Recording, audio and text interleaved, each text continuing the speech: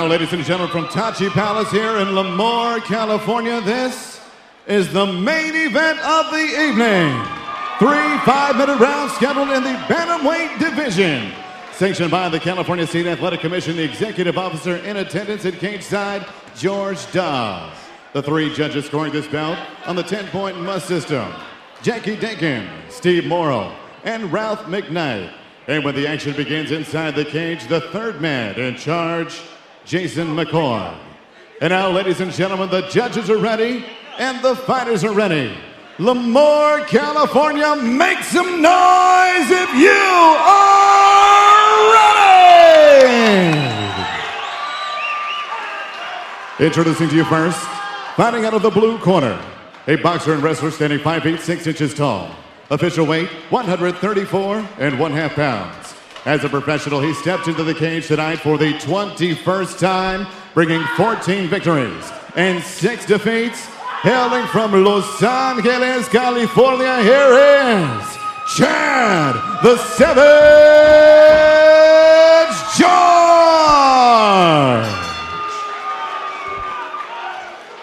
And next, his opponent across the cage, fighting out of the red corner, a wrestler standing 5 feet 6 inches tall. He weighed in 135 pounds even and brings 11 victories, just 2 defeats into the cage. He fights out of and represents Central California and Porterville, California. Here is Joe Soto! Referee one more time in charge, Jason McCoy. All right, guys, I expect you to fight clean. I expect you to fight hard. Let's touch gloves and get ready. Jason McCoy getting the main event assignment here at Tachi Palace Fights 13, unfinished business in Lemoore, California. I'm TJ DeSantis alongside Jordan Breen, Javier Showtime Vasquez, cage side. So we are underway. Soto takes the center of the cage, looking to put a lot of pressure on George. George has great footwork. He's very elusive, has good head movement.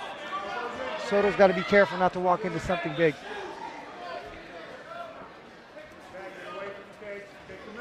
One-time UFC title challenger Dave Terrell in the corner of Joe Soto. What's really unique about Dave Terrell is he's able to impart his style on guys, whether it was Tyson Griffin before he left for Las Vegas, whether it's Joe Soto. I mean, these are powerful, stocky wrestlers, and they're pulling off knee bars and going for the exact kind of moves that David Terrell made his bread and butter of his grappling and MMA career. It's really impressive stuff to see fighters really take on the highly specific complexion of their coaches' games.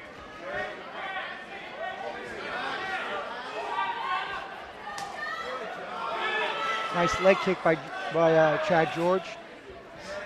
Soto tries to respond but misses. There's a shot. Down he goes. Gets it.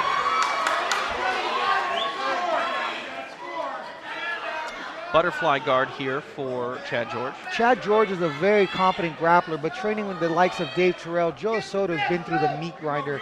If there's one guy that's a phenomenal grappler, it's Dave Terrell.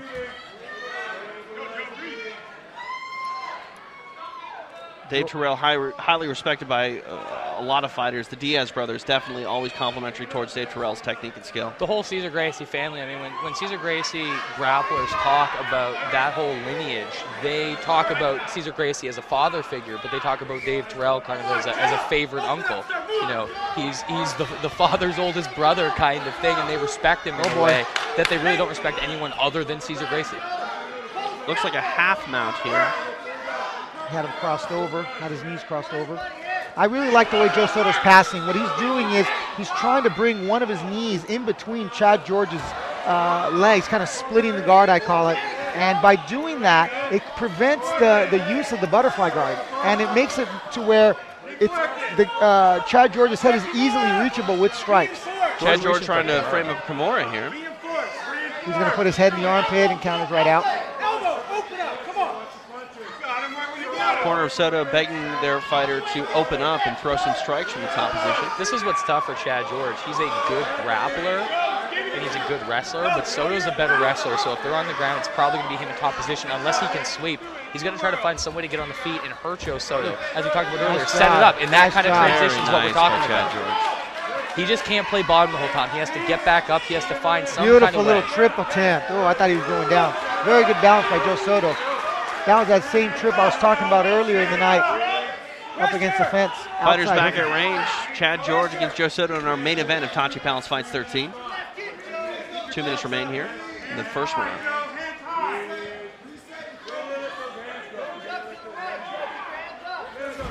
Soto ducks under for a takedown, nothing there.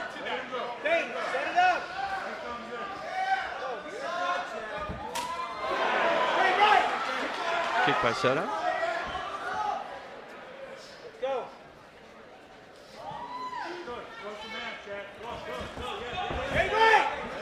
Very evenly matched fight. Both guys seem to be very equally matched as far as skill. Would be in Chad George's best interest to throw that jab out there. He is a southpaw. It was the left eye of Joe Soto that was injured with that detached retina. Quite frankly, one of the scariest combat sports injuries, one of the scariest injuries any person, let alone an athlete, let alone a combat sports athlete, could possibly have. Not that Chad George would want to be unsportsmanlike, but you got to try to capitalize. And I think throwing a jab out there with his right would be a really, really wise idea. And once you have a detached retina, you can get the procedures to correct it, but that eye is really never the same. No, and worse, it gets progressively more damaged if it's not taken care of properly. Nice. So Single looks leg for a to double leg single leg. counter. Taking his back. Very nice grappling by Joe Soto. 45 seconds remain here in round number 1. Chad George staying calm, though, just playing wrist control and trying to find a way out. Look for Chad George to stand up and put his back to the fence, trying to create some separation between the chest of Joe Soto and his own back and shoulder area. Oh, he's going down. He's not going to be able to stand up now. Joe Soto's hips are really strong. He's starting to come over the top there, and he was just really able to arch the back of Chad George, base down, and get top position for himself, now ending up in back. Both hooks in for Joe Soto, looking to close the deal here for a rear naked choke. George doing a pretty good job at hand control, but his chin is up. This first round is going to expire in our main event. Joe Soto against Chad George. A solid round for Joe Soto, but both men still, I think, feeling each other out. We'll see what Chad George makes as far as adjustments go. As you said, Javier, this is a very evenly matched up fight for our main event. Yeah, I mean, I think ultimately the fight's going to come down to wrestling. Right now, Joe Soto's the better wrestler. He's hitting the shots. He's picking up the single leg. If Chad George counters, he switches to a double. He's trying to trip him down. He's doing a lot of good things. The main thing is get rid of Chad George's footwork, and Joe Soto's doing a good job by putting him on his back. We are online, cage side. Chad George, a huge Ramina Soto fan. You want to tell everyone the tweet that just came in? Yeah, Ramina Soto, the Shudo Charisma, tweeting to follow SureDog.com's live stream of this. Something that maybe if Chad George's corner only knew, it might inspire their fighter, a huge Ramina Soto fan. Maybe not to the level of UFC matchmaker Joe Silva, but pretty darn close. You know something about Ramina Soto? We go way back. We go way back. Certain dudes breakout win.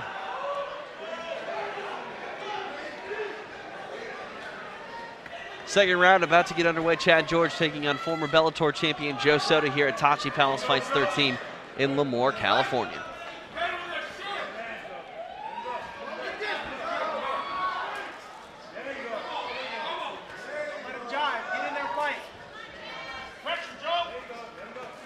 George letting the hands go early. Yeah, looking good. Almost caught him with an uppercut there.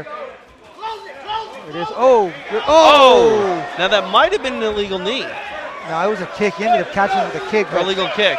Yeah, it was on the way in though. There's no way that. He really stopped it, kind of mid-motion. Yeah. Even if he would have drilled him with them and dropped it, they wouldn't have stopped the fight for that. And see, that's iffy tactic. I mean, George went down easy or didn't even seem to defend and really seemed happy to go for that guillotine. It's unlikely unless you're hurting him first, forcing a scramble. Terrible position by Chad George.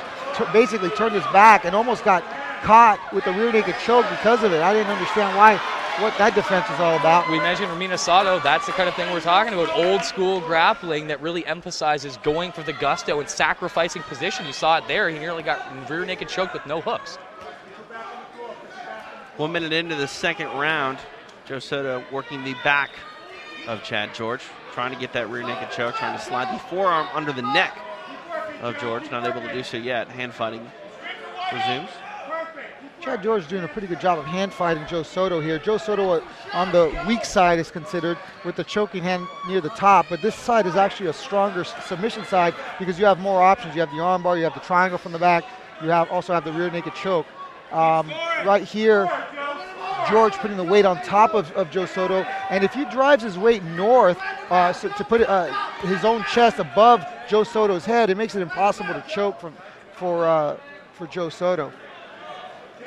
George seems pretty content and comfortable defending here, but he is losing the round, and he's got 3 minutes to go. He's underneath the chin now. He's on the strong side now, and it's over. That is tight. That's very deep look at the face of Chad George. Holding out. on. He's going out. It's done. Joe Soto victorious. Redemption for the former Bellator king here in Lemoore, California. A rear naked choke victory in round number 2. A business-like performance, and when you look at his corner, they looked at his business too. Simple hand clap, fist pump, and they're in there with stern faces. This is a very big win for Joe Soto, not only continuing his winning streak since losing to Eddie Yagan, but getting a win in the very place that he lost to Eddie Yagan. You can see the obvious emotion in Joe Soto as well. I mean, after being here and losing to Eddie Yagan, losing to Eddie Yagan the fashion he did, and seeing Eddie Yagan go on to the UFC and get now his signature win over Mark Homnick, you know it has to feel good for him to get back into a place in MMA where he feels like he's a competitive bantamweight. He feels like he's someone that matters in MMA, not someone who's an injury case, not someone who's, oh, what if Joe Soto hadn't have had his injury? And Chad George is a very competent fighter as well, so it's a very impressive win. He got the choke here. On the weak side, it's considered, that being the choking hand on the top side. And Chad George going to sleep, but didn't make any kind of effort in peeling the hand off the top of his head after doing such a good job of defending early on. You can also see like the straight grip strength and power of Joe Soto. As soon as George got his hand on Joe Soto, it didn't even seem like he could move his arm at all. We've seen great hand fighting all night. He couldn't even seem to budge Joe Soto's arm as soon as he was able to grip it. An incredibly powerful guy who started his career at 145, and you can see it as he moves down to bantamweight. Joe Soto able to finish some business. Let's go up to Joe Martinez and make it official. Ladies and gentlemen, the end comes at 2 minutes, 1 second, round number 2. Referee Jason McCoy calls a halt to the bout due to rear naked choke, declaring your winner from Porterville, Joe Soto.